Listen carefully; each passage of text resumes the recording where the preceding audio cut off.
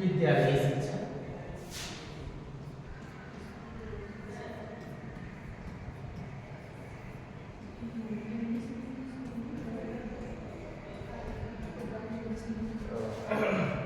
विद्यालय शिक्षा भी कहा जाता है या विद्यालय शिक्षा की तैयारी क्या कहा जाता है?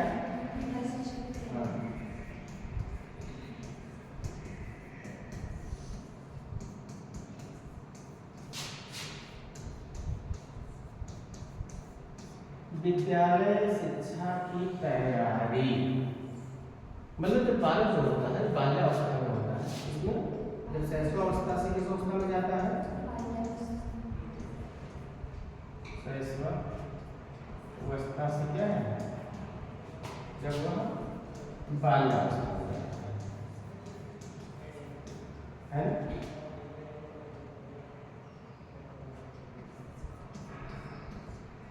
जब बालक शैशवावस्था से बाल्यावस्था में जाता है ना, तो उसकी जो शिक्षा होती है अनौपचारिक रूप से होती है।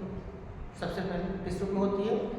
अनौपचारिक, मतलब उसका जो परिवार होता है वह शिक्षा का केंद्र होता है उसके लिए प्राथमिक अवस्था में। उसके बाद औपचारिक शिक्षा की शुरुआत विद्यालय से होती है ना? तो उस औपचारिक शिक्षा की शुरुआत करने के लिए क्या है? विद्यालय शिक्षा की तैयारी करनी पड़ती है। जब बालक 5 से 6 वर्ष का हो जाता है, अब तो आजकल देखिए 3 साढ़े 3 4 साल का लड़का होता है तो उसको विद्यालय भेज दिया जाता है ना? तो इससे क्या होता है? बालक का मानसिक विकास नहीं हो पाता। बालक का क्या है? मानसिक विकास का जो स्तर होता है उतना नहीं हो पाता है। उसके ऊपर क्या हो जाता है? प्रेशर तनाव उत्पन्न हो जाता है। जब बच्चा छोटा होता है और उसके ऊपर पाठ्यक्रम का अधिक प्रेशर तनाव बन जाता है तो ही नकारात्मक रूप से काम करने लगते हैं। ओके, क्या करने लगती है? हाँ, नकारात्मक रूप से काम करना। ठीक है, तो उसी को अर्थात विद्यालय शिक्षा अर्थात इसलिए 6 साल से कम के बच्चों को विद्यालय में न करें। तो जब बच्चा 6 साल का उम्र हो जाए तो उसके लिए क्या है? औपचारिक शिक्षा की शुरुआत करना पड़ता है। अर्थात क्या है कि उसके लिए पूर्ण रूप से प्रत्याशित रूप से बालक को तैयार करना होता है। ठीक है, तो उसका मुख्य उद्देश्य है कि उसका जो मुख्य उद्देश्य है कि स्कूली शिक्षा के लिए तैयार करना क्या होता है? मुख्य रूप से क्या है?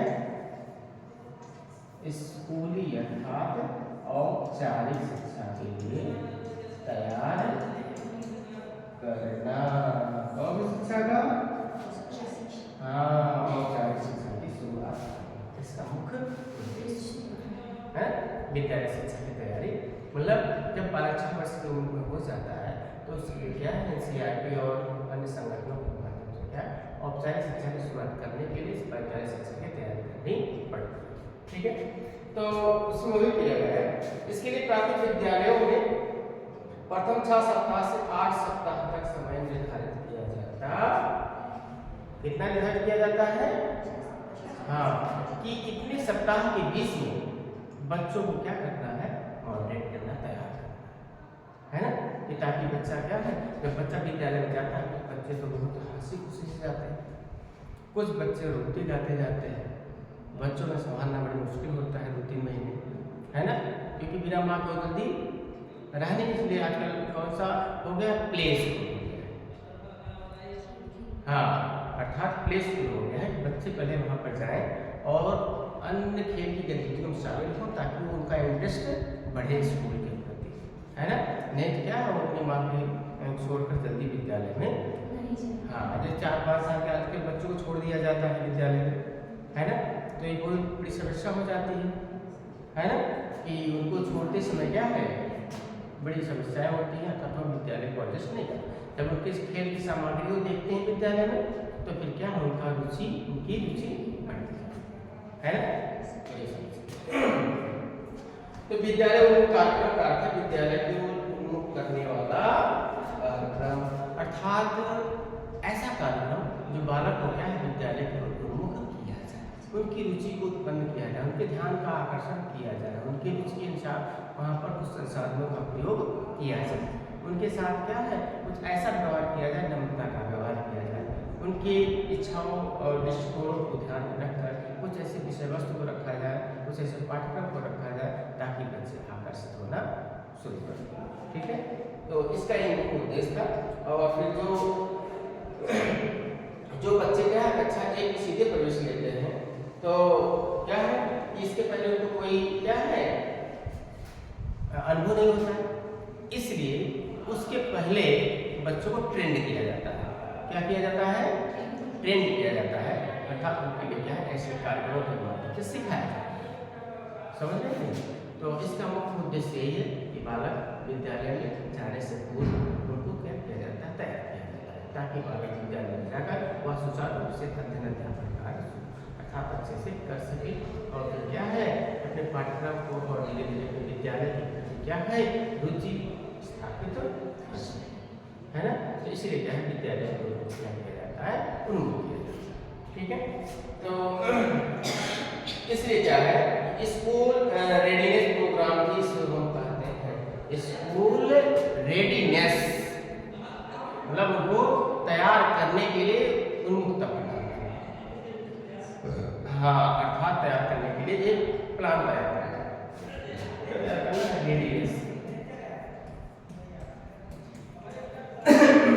उनको रेडी करना, क्या करना? उनको रेडी करना कहाँ पर जाने के लिए? विद्यालय, है ना। इसके पहले जो सारे प्रोग्राम होते हैं रेडीनेस करने अर्थात उनको कुछ लुभावनी शब्द का प्रयोग किए जाते हैं, कुछ गिफ्ट दिए जाते हैं, कुछ चीज वहाँ दिखाए जाते हैं, सिखाए जाते हैं, कुछ प्रॉमिस किए जाते हैं, कुछ और भी सारे चीज़ों को बताए जाते हैं ताकि बच्चे जाके विद्यालय में क्या होता है खुश हैं। ठीक है, चलो हम तुमको कुछ दिलाएंगे। बच्चे क्या होता है खिलौने के ज़्यादा आकर्षित करते हैं, कहीं जाएंगे तो कोई खिलौने चाहिए, खिलौने के लिए जिद करते हैं, है ना। अब आप जाएंगे मार्केट में तो जहाँ खिलौने को चीज़ दिखाई पड़ जाएगी तो उधर क्या आकर्षित हो जाएंगे, आपका हाथ पकड़ के कि मुझको खिलौने चाहिए और उनको ज़्यादा दुनिया से मतलब नहीं रहती। उनको क्या है बस खिलौने को इतना भी घर पे रहेगा लेकिन क्या है फिर भी जब जाएंगे हमको कौन से खिलौने। आजकल टीवी यूट्यूब में देख के बच्चे बहुत सारे वैरायटी खिलौने देख रहे हैं तो भी उसका भी जो है क्या करने लगते हैं, डिमांड करने लगते हैं, है ना। तो ये सारी चीज़ का इसमें हो जाएगा। ठीक है, अब देखिए तो कहने का मतलब ये है रेडीनेस करने के लिए तो एक वातावरण होना चाहिए। क्या होना चाहिए? हाँ, वातावरण होना चाहिए, पारिस्थितिकी होनी चाहिए और इसके साथ वातावरण के साथ साथ उद्देश्य होना चाहिए, उद्देश्य के साथ कोई कार्यक्रम होना चाहिए, इसके लिए कोई निदान होना चाहिए, इसका उपाय होना चाहिए, है ना। तो जब बच्चा शुरू में जाता है विद्यालय तो उसके साथ में बहुत सारी पूर्व शर्तें होती हैं। अगर आप पूर्व शर्तों को नहीं मान रहे हैं तो बच्चा क्या होगा आसानी से विद्यालय नहीं जाएगा। तो उसको क्या है जब बालक विद्यालय आप शहर में तो सब गार्जियन छोड़ने जाते हैं लेकिन गांव में क्या है कोई बच्चा जा रहा है हमारे बच्चे को लेते जाए, है ना, या उसके घर वाले और जो पढ़ते हैं तो उसके साथ चला जाता है, जिसके घर में बड़े बच्चे नहीं पढ़ते हैं तो क्या है किसी पड़ोस के यहाँ जो बच्चा जाता है उसको ले उसको साथ में चला जाता है, आज इसको लेते जाना चाहिए। तो इस तरीके से क्या है तो रेडीनेस तैयार करना है। तो वो क्या करता है उसको सेफ्टी के रूप में उसके साथ कोई जाता है तो उसको जब जिसके साथ जाता है तो उसकी माँ क्या करती है कि उसके खाने पर ध्यान देना, कहाँ किस बच्चे से बात कर रहा है, कौन सा कार्य कर रहा है, इन सारे गतिविधियों पर फोकस किया जाता है ना, तैयार किया जाता है। तो इस तरीके से क्या है ये जो रेडीनेस कार्यक्रम था इसका मुख्य उद्देश्य था बालक को औपचारिक शिक्षा प्राप्त करने से पहले उसकी तैयारी करवाना ताकि बालक विद्यालय में जाकर औपचारिक शिक्षा को सुनियोजित तरीके से ग्रहण कर सके और अपने पाठ्यक्रम का या अध्ययन क्रियाओं को शुरू कर सके। तो इसका मुख्य उद्देश्य यही होता है। 3 क्षेत्रों में तैयारी किया जाता है, व्यक्तिगत और सामाजिक तैयारी। क्या है? व्यक्तिगत और सामाजिक। मतलब व्यक्तिगत रूप से होता है उसकी निष्ठा इसकी रुचि, सामाजिक रूप से होता है उसका लोगों से संबंध, एक तो अपनी व्यक्ति और दूसरा सामाजिक लोगों से संबंध। तो इन दोनों के बीच में क्या किया जाता है? सामंजस्य किया जाता है। बालक इन दोनों के बीच में क्या करे? सामंजस्य।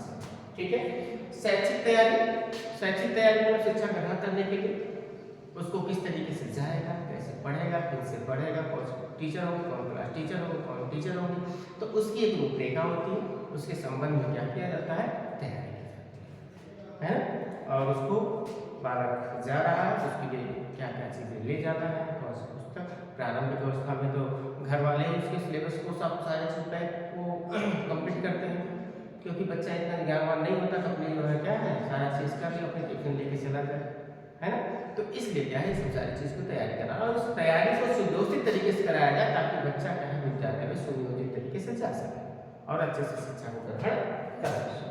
फिर उसके बाद तीसरा में था मनोरंजनात्मक चीजें, खेल कूद, अन्य चीज की गतिविधियों को बढ़ावा देना, है ना। आजकल विद्यालय में देखो, पब्लिक स्कूलों में देखो, अनेक खेल के संसाधनों को रखते हैं, उपकरणों को रखते हैं। उतना सरकारी स्कूल में नहीं होता है, बहुत थोड़ी चीज रहते हैं वहाँ पर। लेकिन पब्लिक स्कूल और आकर्षक बनाने के लिए बहुत सारे उपकरणों को रखा जाता है, इसलिए उसका नाम ही रखते हैं प्ले स्कूल। पहले बच्चे का एडमिशन किस में होगा? प्ले स्कूल में होगा। खेल खेल में बच्चा पहले यहाँ पर एडजस्ट होगा, ठीक है, उठना बैठना और सारी गतिविधियों को सीखे। तो ये इसका क्या था, मुख्य उद्देश्य, ठीक है।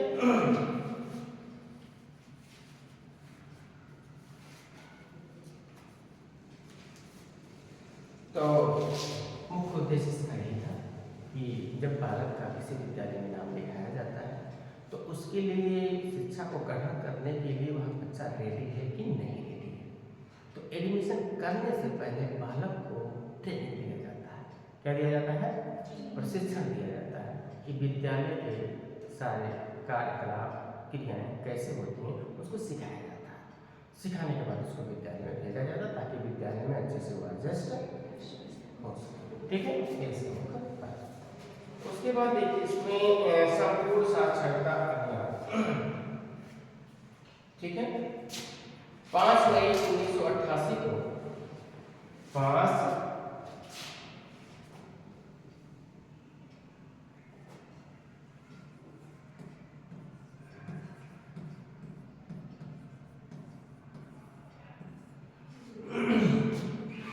5 मई 1988 को क्या किया गया था? साक्षरता, संपूर्ण साक्षरता अभियान।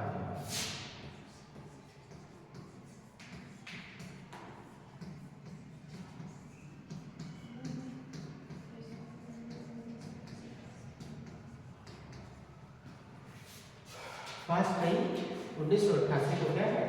साक्षरता अभियान, साक्षरता मिशन की स्थापना एक सामाजिक और प्रौद्योगिकी किसके रूप में की गई थी? सामाजिक और एक सामाजिक और प्रौद्योगिकी के रूप में, मतलब सामाजिक स्तर को ऊंचा करने के लिए और प्रौद्योगिकी अर्थात तकनीकी को बढ़ावा देने के लिए। क्या है? संपूर्ण साक्षरता मिशन। संपूर्ण साक्षरता मिशन सभी लोगों को शिक्षित करने के लिए और सामाजिक और प्रौद्योगिकी के स्तर को ऊंचा करने के लिए इस कार्यक्रम की शुरुआत की गई, जिसका उद्देश्य था 2007 तक 75% जनसंख्या को क्या करना था? साक्षर करना, कि सभी लोग साक्षर हो जाए। कब तक हो जाए? 2007 तक 75%, कितने? 75% जनसंख्या क्या हो जाए? साक्षर। शुरुआत 1988 और 2007 तक इसका लक्ष्य रखा गया था, इतनी प्रतिशत जनसंख्या क्या है ना, शिक्षित हो जाए, अर्थात साक्षरता से युक्त हो जाए। और 75% कितना?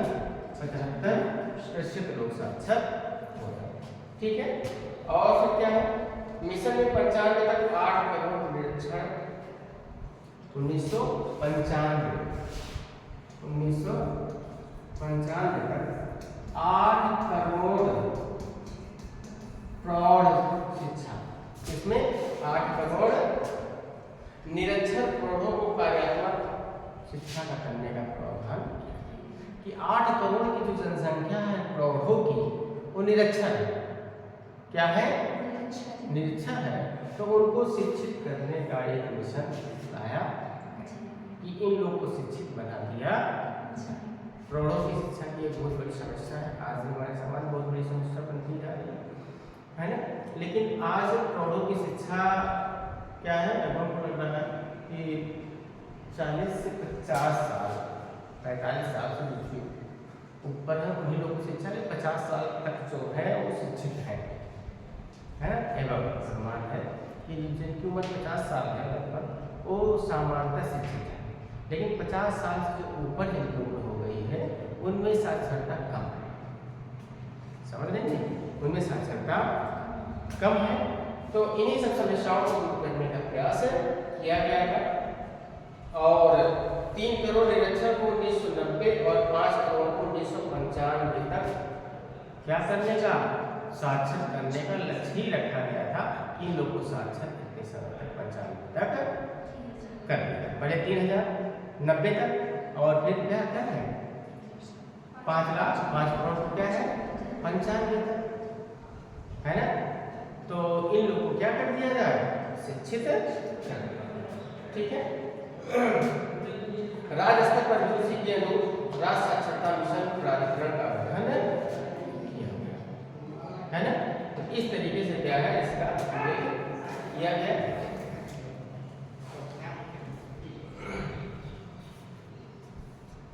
उसके बाद देखिए स्थापना सर्वप्रथम कहाँ घोषणा की गई थी इसका 26 जनवरी 1989 क्या है केरल में सर्वप्रथम अर्थात उसमें स्थापना की गई थी। लेकिन घोषणा करने के पश्चात इसको कहाँ पर प्रांतों में लागू किया गया था। 26 जनवरी 1989 में केरल में सबसे पहले साक्षरता अभियान की शुरुआत। इसी वजह से क्या है केरल में क्योंकि साक्षरता पर उधर क्या है फोकस किया गया। दक्षिण भारत में देखिए साक्षरता बहुत है ना। तो ज़्यादा करके दिक्कत कहाँ पे है, उत्तर भारत में। और उत्तर भारत में कहाँ पर ज़्यादा कर पूर्वोत्तर भारत में। पूर्वोत्तर भारत में भी कुछ प्रांतों में साक्षरता अच्छी है ना।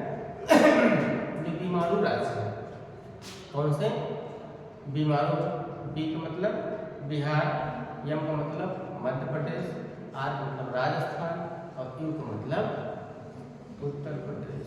ये बीमारू राज्य है। कहा जाता है ना एग्जाम में पूछा जाता है कि बीमारू राज्य कौन कौन से हैं। तो ये चारों राज्य क्या हैं, बीमारू राज्य हैं। अर्थात क्या है कि हर स्थिति से बीमार है।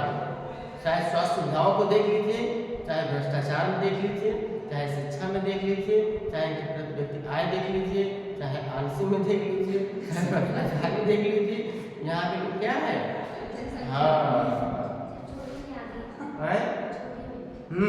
तो क्या है ये लोग आलसी यहाँ पे जाता है। यूपी में विशेष देखो दक्षिण भारत में चले जाओ कितने लोग एक्टिव होते हैं, सुबह 6-7-8 बजे उठ के अपना काम में लग जाते हैं। यहाँ पे लोग 9-7-8 बजे तक लोग सोते रहते हैं, असर ही नहीं पड़ता है। किसी को अपनी जिम्मेदारी है ही नहीं कि हाँ मुझे क्या काम करना है, टाइम से करना है।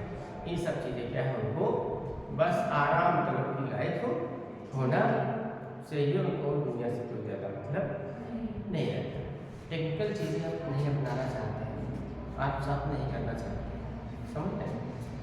तो इस तरीके से क्या है संपूर्ण साक्षरता अभियान की घोषणा की गई थी और इसमें सफलता भी मिली थी। इसमें क्या क्या देखिए इसका मुख्य उद्देश्य क्या था, पौर व्यक्तियों की बुनियादी आवश्यकताओं पर बल दिया जाए।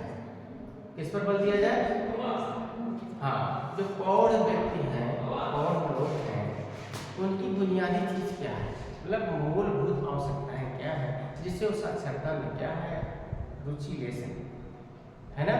जब तक किसी चीज को अध्ययन करते समय उसके मूलभूत बिंदुओं को नहीं ध्यान देंगे तब तक क्या है उसका सकारात्मक प्रयोग या निष्कर्ष नहीं आई। बस दूसरा इस अभियान में सामुदायिक सहभागिता को इसकी सफलता की कुंजी माना जाता। सामुदायिक सहभागिता, मतलब सभी लोग का साथ हो इसमें, है ना। केवल सरकार के काम चलाने से या नीतियों का निर्माण करने से कोई काम नहीं हो जाता है, इसमें लोगों की सहभागिता की भी जरूरत पड़ती है। किसकी जरूरत पड़ती है? हाँ, इसकी सहभागिता की भी जरूरत पड़ती है, ताकि क्या है, स्थानीय लोगों का जब तक उसमें सपोर्ट नहीं होगा, सहभागिता नहीं होगी, तब तक क्या है वह सुचारू रूप से नहीं। ओके, उसके बाद क्या है, इस अध्याय में मनोरंजन और सांस्कृतिक कार्य को सम्मिलित किया जाए। किसको? मनोरंजन भी हमने बताया और सांस्कृतिक, कि जो और शिक्षा ले रहे हैं उनके लिए से मनोरंजन की भी सुविधाएं कुछ रखा, नृत्य संगीत से लेकर बहुत सारे कला साहित्य संगीत सब सारे चीजें हैं, ये चीजें उपलब्ध कराएंगे क्योंकि रुचि इसको पढ़ने में आगे बढ़ेगा। ठीक है, तो इस तरीके से क्या है, और वही सब सारी चीजें स्वैच्छिक संस्था और समूहों, छात्रों, शिक्षकों, व्यापारियों, मतलब सबकी इसमें सहभागिता दी गई, क्योंकि जब तक सहभागिता नहीं होगी तब तक वो आगे कार्यक्रम बढ़ेगा नहीं, है ना।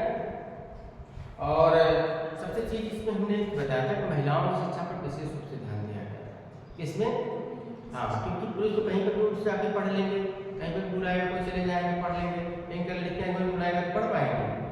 गांव में इस तरीके से और शिक्षा का विकास किया जाता था, तो लड़कों को बुलाने चले जाएंगे, लड़कियां इस चीज को कहीं पर बुलाएंगे या इस तरीके से शिक्षा व्यवस्था को घर वाले थोड़ा सा क्या करेंगे, अनुशासन करेंगे, नहीं जाएंगे। तो इसके लिए क्या विशेष व्यवस्था की स्थापना की गई। इसके लिए क्या है कि जहाँ पर लड़कियों की संख्या अधिक हो वहाँ पर महिलाओं के द्वारा शिक्षा दिया जाए, उसके नजदीक दिया जाए, है ना, उनके घर के समीप में दिया जाए, ताकि शिक्षा क्या सुचारू रूप से उनको प्राप्त हो। ठीक है, तो ये सारी चीजें क्या है इसमें दिया गया। और फिर क्या है, इसका प्रचार प्रसार किया जाए, पत्रों, टीवी, रेडियो, इस तरीके से जितने भी संपर्क साधन है, जनसंपर्क के मास कम्युनिकेशन होते हैं, तो जितने भी जनसंचार के साधन हैं, पेपर, अखबार है, रेडियो है, टीवी है और अन्य प्रकार के फेसबुक है, टेलीग्राम है, यूट्यूब है, अन्य चीज़ों के माध्यम से इसका प्रचार प्रसार कराते हैं। पहले क्या है, रेडियो प्रचार प्रसार सरकार कराते थे, रेडियो के माध्यम से कराते थे, टीवी के माध्यम से कराते थे। अब तो इतने ज़्यादा सोशल मीडिया आ गए हैं, क्या है, बहुत तीव्र गति से पूरे देश में क्या हो रहा है, क्या हलचल है, यूट्यूब पे, फेसबुक पे, इंस्टाग्राम पे और जितने भी सोशल मीडिया सब पे होते हैं। पहले क्या होता था कि बहुत सारी जानकारियां लोग को प्राप्त ही नहीं हो पाती थी, हाँ, क्योंकि उसका माध्यम बहुत ही क्या है, कम थे, लोग को जनसंपर्क के साधन बहुत ही कम होते थे। जब लोगों के पास मोबाइल नहीं हुआ करता था तब स्थिति क्या रही होगी, है ना। तो अभी घर वाले कहीं जाइए 10 बार फोन करते हैं, पहले जैसा कोई सुविधा नहीं थी, है ना। तो कोई संदेश लेके जब जहाँ किसी के यहाँ कोई भी दुर्घटना होती थी तो हर रिश्तेदारी में व्यक्ति को भेजा जाता था कि फलाने के यहाँ जाकर सूचना दे आइए कि आपके घर में यहाँ पर कोई दुर्घटना हो गई है। तो गांव के लोगों को भेजा जाता था उनके घर पर, इनके मामा के यहाँ चले जाइए, आप बुआ के यहाँ चले जाइए, आप उनके जीजा के यहाँ चले जाइए। इस तरीके से कम्युनिकेशन होता था, समझ रहे हैं। तो फिर क्या है, तो क्या करेंगे, टाइम तो लगेगा ही, तो वही था पहले। कहाँ आप मोबाइल थोड़ी थी उस तरीके से, साइकिल से जाते थे,